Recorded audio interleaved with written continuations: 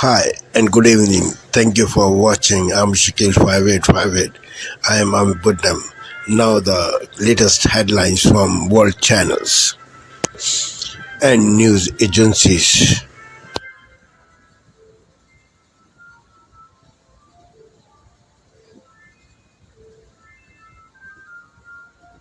Purported leaked. Breaking news as we come on the air, the retired four-star Marine general who was Donald Trump's longest-serving chief of staff and his new warning tonight about Donald Trump, just days before the election. What he says Trump said about Hitler. Kelly warning that Trump, if elected again, would rule like a dictator. You will hear the audio of General Kelly. Also tonight, Vice President Kamala Harris reacting to this and what the Trump campaign is now saying. Also breaking for the first time, you'll hear the 911 calls from the assassination attempt on Donald Trump. And McDonald's tonight linked to this deadly E. coli outbreak, what the CDC is now saying that this will likely grow, and what McDonald's has now done tonight. First tonight, 13 days until Election Day, 24 million Americans voting already in early voting. With just days to go, former four-star Marine General John Kelly and his new warning about Donald Trump, saying he does not make political endorsements, but why he is now coming forward just days before this election and what he's revealed tonight. Vice President Kamala Harris on this evening, and Donald Trump on the campaign trail making no mention of John Kelly, who he once praised when he chose him as chief of staff. Also tonight, for the first time here, you will hear the chilling 911 calls from the scene of the assassination attempt on Donald Trump in Butler, Pennsylvania. They just tried to kill President Trump. The horrified callers just moments after this played out.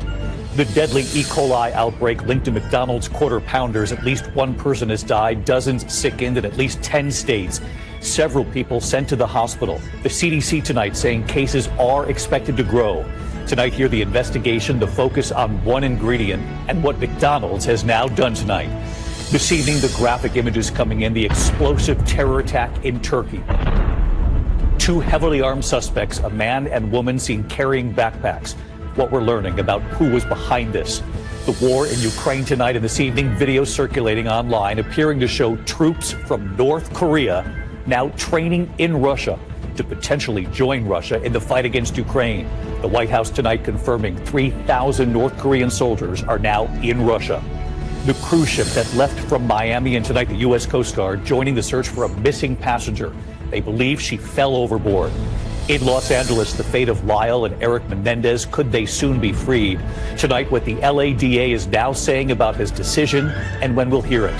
Tonight, the airline now allowing passengers to make mid-flight phone calls, to FaceTime, and to hold Zoom meetings from their seats. And what does this mean for other passengers who will have to hear all of this? And two people we've lost tonight. You'll remember their stories. They reached incredible milestones, and tonight they've left us with words to live by. Good evening. I'm Jeff Bennett. Amna Nawaz is away. On the NewsHour tonight, Donald Trump's longest-serving chief of staff speaks out about the former president's authoritarian tendencies and praise of Adolf Hitler. Intelligence officials warn that Russia and Iran could stoke violence after Election Day, all while local election officials try to combat misinformation spread by politicians here in the U.S. And despite advancements in safety for drivers, how the increasing size of cars poses a threat to pedestrians. 40,000 people a year dying on our streets and roads across the country. And still, we just collectively shrug.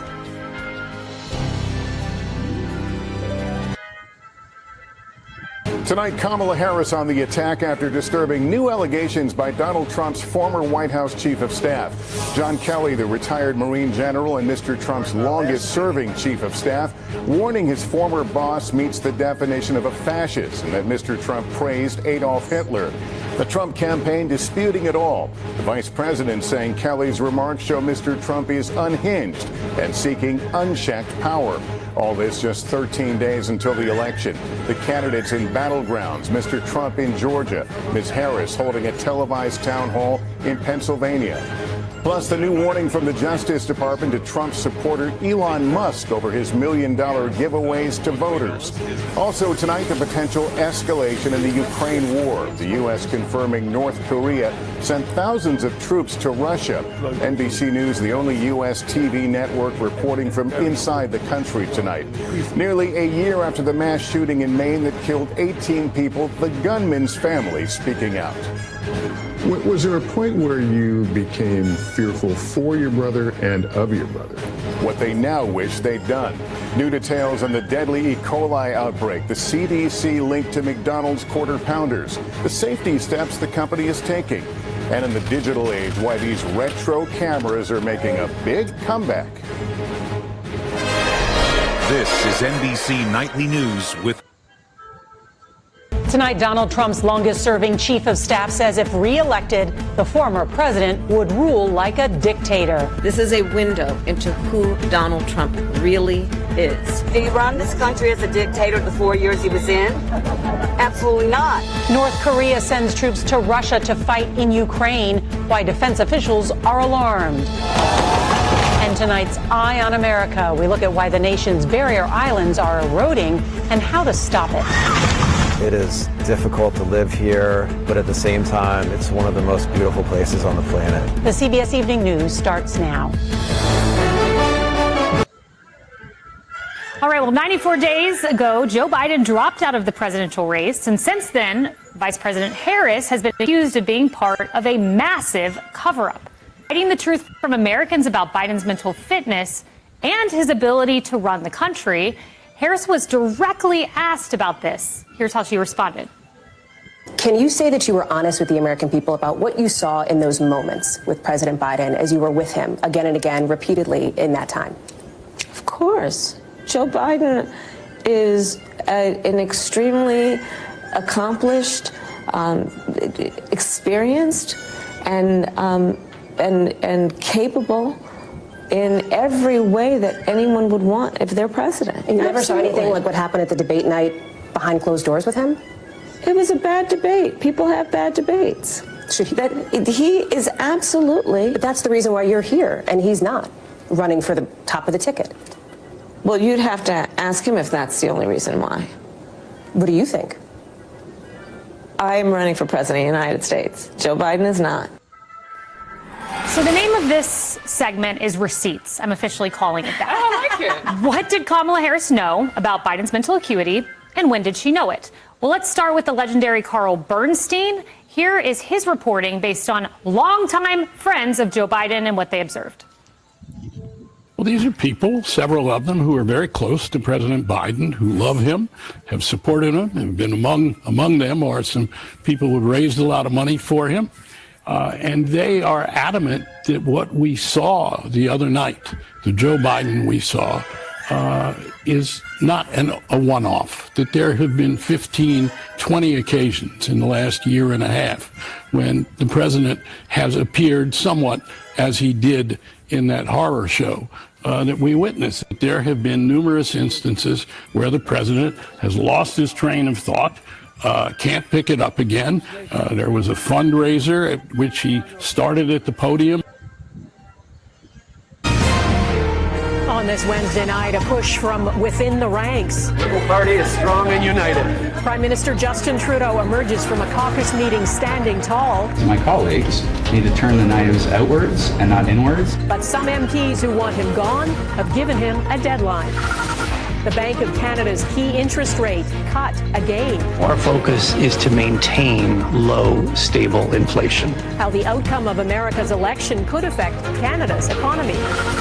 Missing and murdered Indigenous women. The timeline to search through a Manitoba landfill.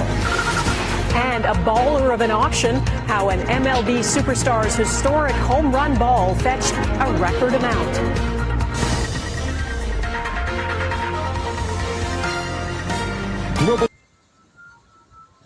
An illegal encampment has been discovered and dismantled by police in the southeast community of Ogden.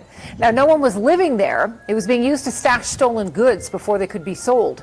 Camilla Di Giuseppe joins us now. And Cam, we're talking about tens of thousands of dollars worth of stolen property. Tara, in this case, $40,000 worth, which police believe is the result of a number of residential break-and-enters, including other types of thefts over the course of several months leading up to the bust. Now, police were alerted about this encampment earlier this month, where they discovered dozens of stolen bicycles, power and hand tools, a gas generator, numerous musical instruments and related equipment, as well as a loaded 12-gauge shotgun.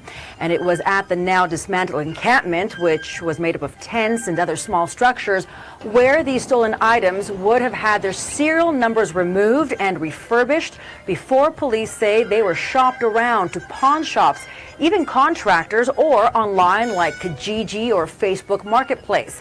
A man and a woman located at the encampment are now facing dozens of charges. Investigators say the pair has a history of committing similar crimes and only used this encampment as a storage site. These two individuals did say that they did have a residence that they did stay in. So this to me is almost like another place for them just to store what they had. So it's almost like a hiding place, so that they can do what they need to do with these items to get them, out of their possession into somebody else's hands. Tara, the good news, police have already returned $15,000 worth of the stolen goods, and those two people who have been charged remain in custody. Milla, thank you.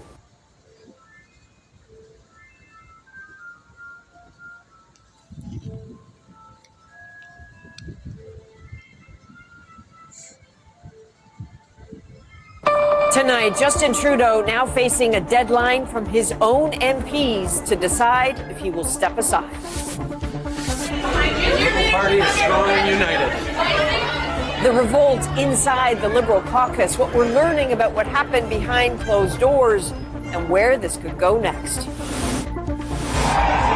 A new twist in the race for the White House. It is deeply troubling and incredibly dangerous that Donald Trump would invoke Adolf Hitler. Oh, that's baloney. Come on. Do you really believe that? We're with his supporters here in Georgia. And we break down why there is so much distrust in the vote. Can you understand why some people would hear that and be concerned about that? Plus, the unusual crime spree consuming one Canadian city. They loaded the butter in and away they went. Why are thieves stealing thousands of dollars of butter? From CBC News, this is The National with Chief Correspondent Adrian Arsenault. With ABC News.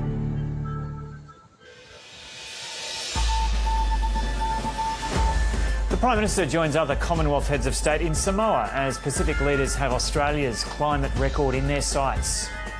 And it is up to countries like Australia to show leadership. We have done that.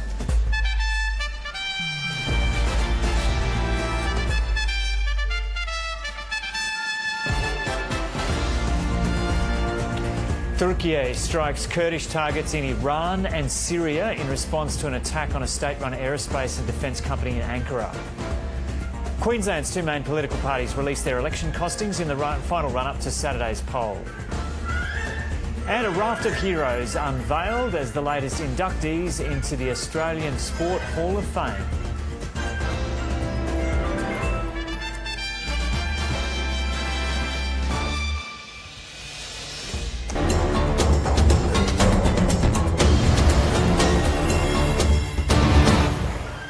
At the BRICS summit in Kazan, Russian President Vladimir Putin discussed the economic potential within the member nations. Among others, he proposed the creation of a joint grain exchange and a BRICS investment platform. Additionally, he stressed the importance of a balanced approach to climate issues to ensure that the climate agenda does not hinder market competition. We propose creating a new BRICS investment platform, which will become a powerful tool for supporting our national economies and would also provide financial resources to countries in the global south and east. 36 different countries are taking part in the three-day BRICS summit. Several BRICS nations rank among the top producers of grain, legumes, and oilseeds globally. To address this, we suggested establishing a BRICS grain exchange. This exchange would aid in creating fair and reliable price indicators for these products and raw materials, recognizing their crucial role in food security. By implementing this initiative, we can safeguard interest against harmful external influences, speculation, and potential for artificial food shortages. The Kremlin has described the BRICS summit as one of the most significant foreign policy events in Russia's history. Ethiopian Prime Minister Abiy Ahmed and Russian President Vladimir Putin held a bilateral meeting on Wednesday on the sidelines of the BRICS summit. The Russian leader called Ethiopia's integration into the group an important step, hailing the nation's closeness. Their diplomatic ties date back more than a century. Our country's positions on most global and regional issues are quite often close. We appreciate that Ethiopia supports most Russian initiatives in the United Nations. In his remarks at the 16th BRICS summit in Kazan, Abiy Ahmed called for strong intra-BRICS trade in key sectors and investment. Ethiopia formally joined the group earlier this year. In a briefing to the United Nations Security Council, Maria Isabel Salvador stated that the gang situation in Haiti is deteriorating while attempts to establish a political framework persists. The situation in Haiti has regrettably worsened. There are more than 700,000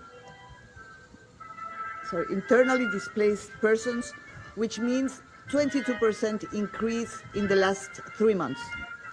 The political process, despite initial advances, which I reported already in July, is now facing significant challenges, turning hope into deep concern. With just approximately 430 foreign forces, Mrs. Salvador considered it far from sufficient and expressed her approval of President Ruto's announcement from Kenya about the upcoming deployment of an additional contingent. The announcement made by President Ruto of Kenya on the deployment in the coming weeks of further contingent to complement the already deployed forces is, of course, very well received. While the Prime Minister Garrick O'Neill convened an urgent meeting to discuss gang violence, the UN envoy noted that the new governance arrangement for the transition, the anticipated deployment of multinational mission, and the possibility of holding elections before the end of 2025 provide a glimmer of hope. Scenes from recent devastating floods in Chad, Cameroon, Niger, Nigeria and Sudan, which killed over 2,000 people and displaced millions others. A team of international scientists on Wednesday said deadly floods like this have been worsened by human-caused climate change, and that the impact of these now common extreme floods has been exacerbated by conflict, poverty, rapid urbanization and water management issues.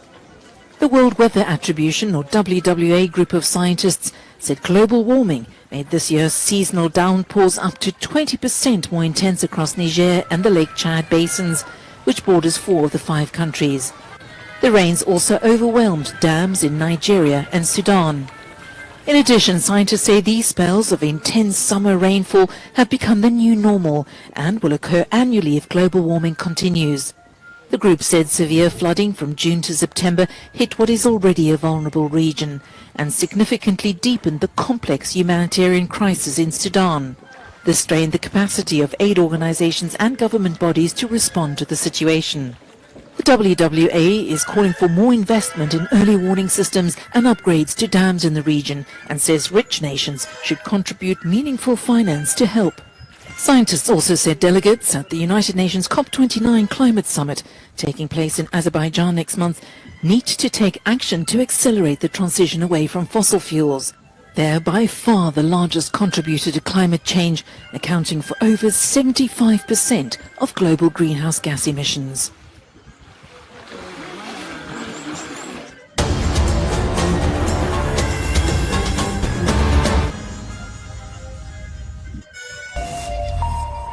Welcome back to The World Today here on France 24. The main headlines for you. An aid conference for Lebanon is opening in Paris around now with the hope of raising hundreds of millions of dollars. 70 countries and 15 organisations attending, but critics say the absence of key players means there'll be no diplomatic breakthrough. We're going to hopefully hear all the speeches from that conference in this hour of the programme, from Emmanuel Macron, from Antonio Guterres, from the UN, and the Lebanese Prime Minister Najib Mikati as well. Stay with us for all of that. It comes amid ongoing airstrikes across Lebanon, with at least 6 buildings levelled in Beirut alone. The Lebanese army saying 3 of its soldiers also killed in strikes in the south of the country. And in other news, Kamala Harris calls Donald Trump a fascist. She warns that her US election rival is increasingly unstable. Trump rallying in the key state of Georgia as he aims to court Christian evangelicals.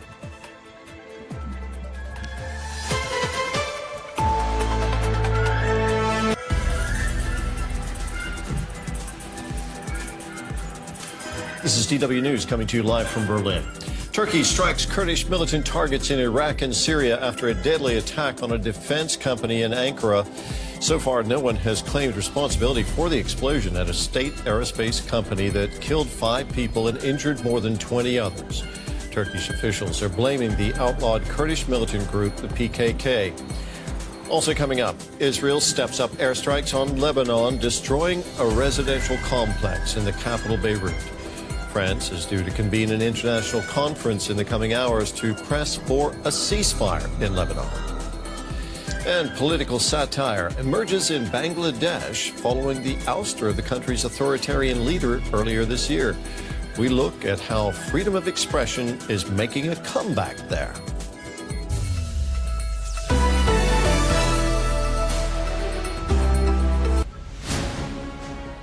Morning, everybody. It's 9 o'clock. Coming up on today's programme, breaking news as police reopen an investigation into the Wimbledon crash that killed 2 young girls last year. Homicide detectives involved.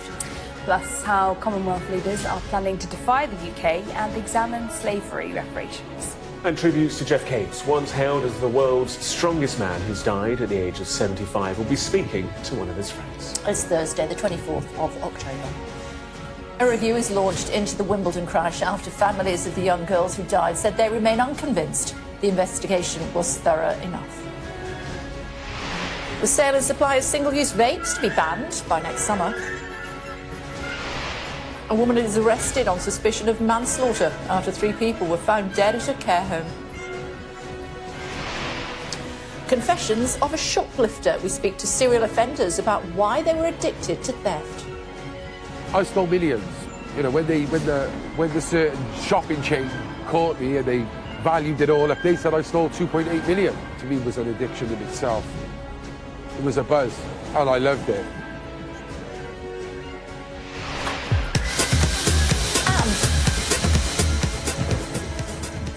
Not going out, a warning that the decline in nightclubs could lead to one last dance in 2029.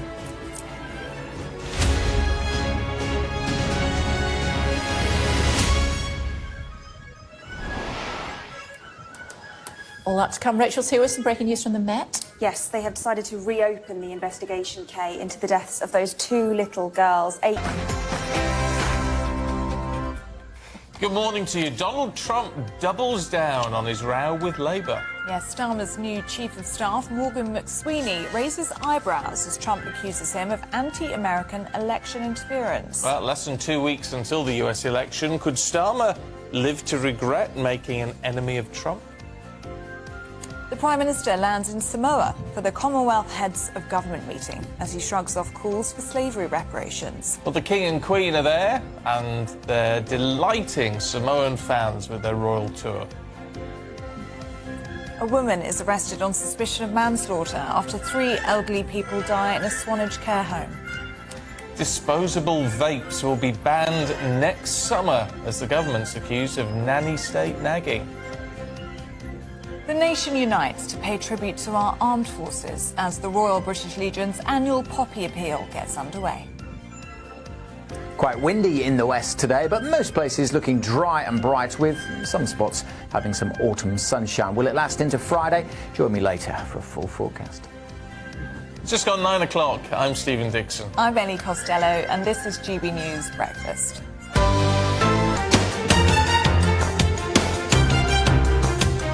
Updating this hour's top stories, Storm Trami slams the Philippines, killing at least 26 people. Rescuers race to reach stranded residents as widespread flooding and landslides lash the island of Luzon. Fighting between Israel and Hezbollah in Lebanon reached a one-month mark, with Israel launching a wave of strikes on Beirut's southern suburbs overnight. Vladimir Putin set to meet UN Chief Antonio Guterres for the first time in person. Talks over 2 years and amid calls for an end to Ukraine's conflict at the BRICS summit. The group's leaders have also unveiled a joint communique, the Kazan Declaration, which attacks unilateral sanctions imposed on some of the group's members. These include Russia and Iran, saying they harm the poorest people in the targeted states. The communique welcomed Moscow's initiative to create a BRICS grain exchange, which could later be expanded to other commodities such as oil and gas. Leaders also backed the creation of a common cross-border payment system, which aims to bypass the dollar dominance in the global markets. And on the sidelines, Chinese President Xi Jinping and Indian Prime Minister Narendra Modi displayed a rare show of harmony at the summit, holding their first formal talks in 5 years. And for more insights, we're now joined by Ambassador Rajiv Bhatia. Thank you for sparing your precious time. This is Amir Shakil. Have a good life. Bye-bye.